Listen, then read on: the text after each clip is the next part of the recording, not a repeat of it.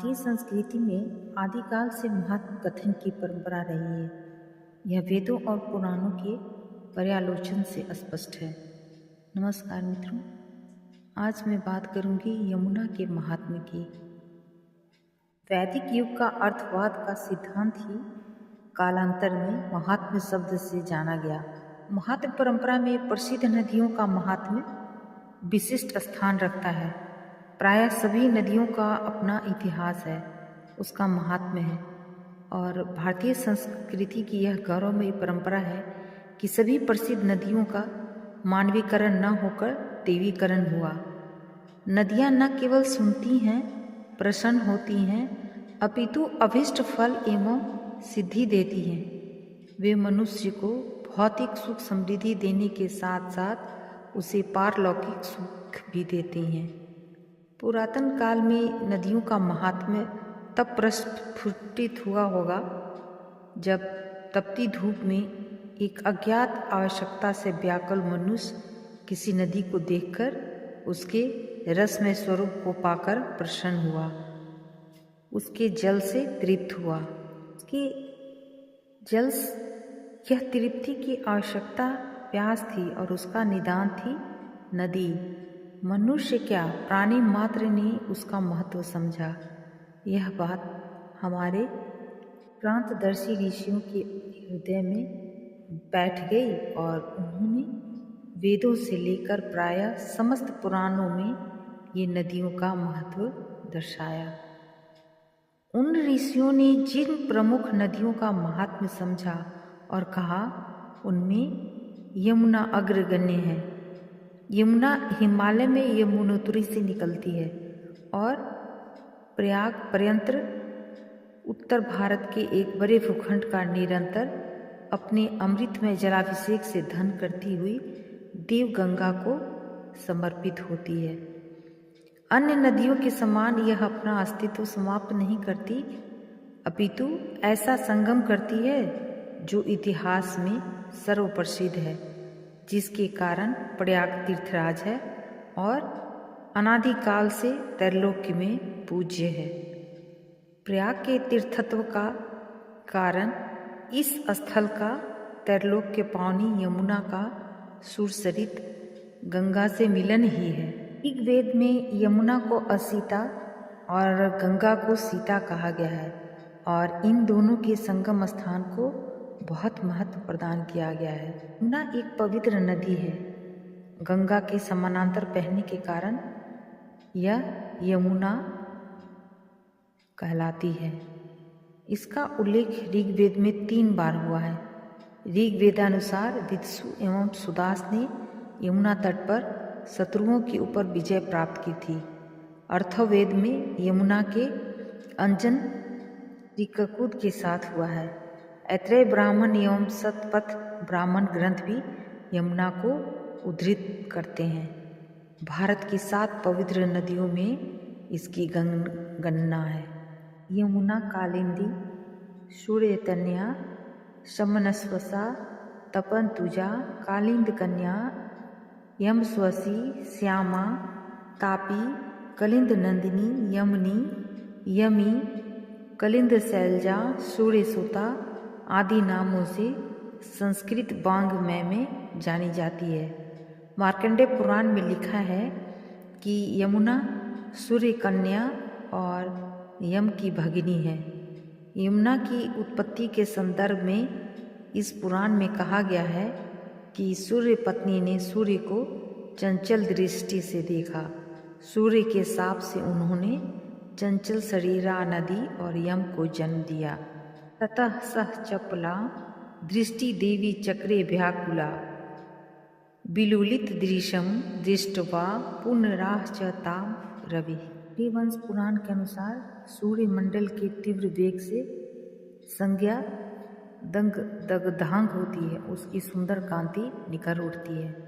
यम और यमी उसके गर्भ से यमज उत्पन्न हुए, उनका वर्ण काला था। हरिवंश पुराण में ही यमी के यमुना रूप में ही शशिद्वरत प्राप्ति की बात कही गई है। गिरि पुराण के 45वें अध्याय में भी यमुना के यम की भगिनी होने की बात लिखी गई है। यमुना सभी प्रकार के शुभ मंगल एवं हृदयगत अभिष्ट कामना की पूरक है, तभी लोक में सर्व मंगला है। ब्रह्मा पुराण के सागरोपाख्यान में भी यमुना को यम एवं शनि की भगिनी होने का गौरव प्राप्त है। इसलिए जनमानस में ऐसा विश्वास है कि यमुना स्नान करने वाले को यम से अर्थात मृत्यु से भय नहीं होता और न शनि जैसे प्रबल ग्रह की बाधा ही उसे सताती है। प्राचीन काल से जन साधारण में इस नदी का महात्म्य व्याप्त हुआ है। आर्य संस्कृति के उन्नायक वैदिक उन यमुना के किनारे उपनिवेश स्थापित कर यज्ञादि उत्पन्न करते थे। इकु संहिता के 5, 52, 17 मंत्र में लिखा है, यमुनाए माधी श्रतमुंद राघो गव्यमृजे निराधो अशच्यमृजे, अर्थात मैं यमुना किनारे बैठकर प्रसिद्ध गोधन प्राप्त करूं। यमुना किनारे की गायें वैदिक काल में भी श्रेष्ठ मानी जाती थीं। अतएव यमुना के किनारे कालांतर में भगवान श्री कृष्ण का गोधन रक्षा और गोपालन स्वाभाविक लगता है। ऋग्वेद के अन्य मंत्र में यमुना के लिए आदरणीय संबोधन से यमुना के किनारे आर्यों के उपनिवेश की बात और यमुना का महात्म्य स्पष्ट होता है।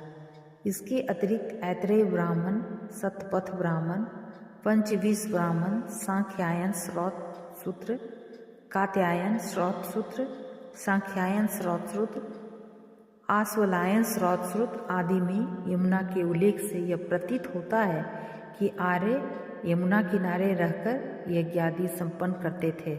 यद्यपि हरिवंश पुराण से ज्ञात है कि यम और यमुना जन्म से काले थे, तथापि श्रेष्ठ नदी के रूप में परिवर्तित यमुना का जल काला क्यों हुआ, इस संबंध में वामन पुराण के 6ठे अध्याय में लिखा है कि दक्ष के यज्ञ विनाश के बाद महादेव अत्यंत दुखी हो इतस्ततः विचरण कर रहे थे। उस समय उन्हें पानी के विरह से दुखी देखकर कुसुमायुध कामदेव ने उन्मादन अस्त्र चलाया। इस अस्त्र के प्रभाव से महादेव अत्यंत उत्माद हो सती का बारंबार स्मरण कर अत्यंत व्याकुल हो उठे। पुनः प्रयाग में अपनी सहचरी गंगा से मिलती है। व्यवहारिक दर्शन से स्पष्ट होता है कि प्रयाग तक गंगा का जल प्रायः श्वेत है, किंतु इसके बाद ईषत श्याम हो जाता है। इसका कारण यमुना का प्रधान ही है। इसका वर्ण एवं अगाध जल अपना अस्तित्व खो नहीं सकता। प्राधान्य व्ययदेशा भवन्ति, इसी आधार पर बड़ी सहचरी गंगा का ही सागत तक जाना जाता है। मत्स्य पुराण में भी कहा गया है, गंगा च यमुने चैत्र उभे तुल्य फले स्मृते केवलम ज्येष्ठ भावेन गंगा सर्वत्र पूज्यते। विष्णु पुराण के अनुसार स्वयंभू मनुपुत्र प्रियव्रत तन्ने ध्रुव को देवर्षि नारद ने यमुना तीर के पवित्र मधुवन में जाकर तपस्या करने का निर्देश दिया और पुण्य मधुवन यंत्र सानिध्यम नित्यपदा हरे। ध्रुव ने इसी यमुना तट पर भगवत दर्शन किया। इस प्रकार भगवान कृष्ण के अवतार के पूर्व से ही यमुना तट का महात्म्य है। जन्माष्टमी व्रत में सुना जाता है कि पूर्व जन्म में तपस्या कर यमुना ने भगवान के श्री चरणों की प्रार्थना की थी। श्री कृष्ण रूप में भगवान ने जब अवतार लिया और वसुदेव जी बालक कृष्ण को सिर पर रखकर यमुना पार कर नंद जी के घर जा रहे थे, तो यमुना श्री कृष्ण के स्पर्श के लिए व्याकुल होकर बढ़ने लगी। कंठ तक जल पहुँचने पर वासुदेव जी घबरा उठे। उस समय शिशु रूप भगवान कृष्ण ने अपने चरण तत्काल नीचे बढ़ा दिए। चरण स्पर्श से कृतार्थ यमुना का वेग घटा और वसुदेव कुशल से यमुना पार कर नंद जी के घर पहुँचे। इस प्रकार भगवान श्री कृष्ण ने शिशु काल से यमुना का स्पर्श कर उसे महिमामयी बनाया। भगवान श्री कृष्ण का यमुना प्रेम भागवत पुराण सहित अन्य कई पुराणों में वर्णित है। श्री कृष्ण इसी तट पर खेले और बड़े हुए। श्री कृष्ण के संपर्क के कारण यमुना का महत्व और बढ़ गया, जैसे भगवान राम के संपर्क से सरयू नदी का। रामायण में राम वन गमन के समय प्रयाग में पुण्योत्तवया यमुना तट की महिमा का उल्लेख है। सीता जी द्वारा राम के मंगल हेतु यमुना की प्रार्थना का वर्णन इस ग्रंथ में है। यक्षे त्वाम गोशस्त्रेण सुराघट श्रतेन च स्वस्ति प्रयागते रामे पुरीमिश्वा कुलुचलिताम कलंदित मत सीता तु याचमान कृतांजलि तीरमेव भी संप्राप्ता दक्षिणम वर्णिनी। तंत्र सीता यमुना तट पर स्थित शीतल छाए पवित्र श्याम वट को भी प्रणाम करती हैं। इस प्रकार भगवान राम और सीता द्वारा भी यमुना को महत्व दिया जाना प्रमाणित है। पद्म पुराण के अनुसार विष्णु को यज्ञ से प्रसन्न करने की इच्छा रखने वाले इंद्र को बृहस्पति ने त्रैलोक पाविनी यमुना के तट पर यज्ञ करने का आदेश दिया था, क्योंकि यमुना स्मरण मात्र से स्वर्ग और उसके तीर पर मरने पर ब्रह्मा पद प्रदान करती है। विष्णु पुराण के अनुसार ज्येष्ठ मास की शुक्ल एकादशी को यमुना में स्नान कर दानादि धर्म कार्य व पिंडदान श्राद्ध आदि पितृ कार्य करने से सब प्रकार का मंगल होता है। यमुना स्नान व्रत यमुना महात्म को उद्बोधित करता है।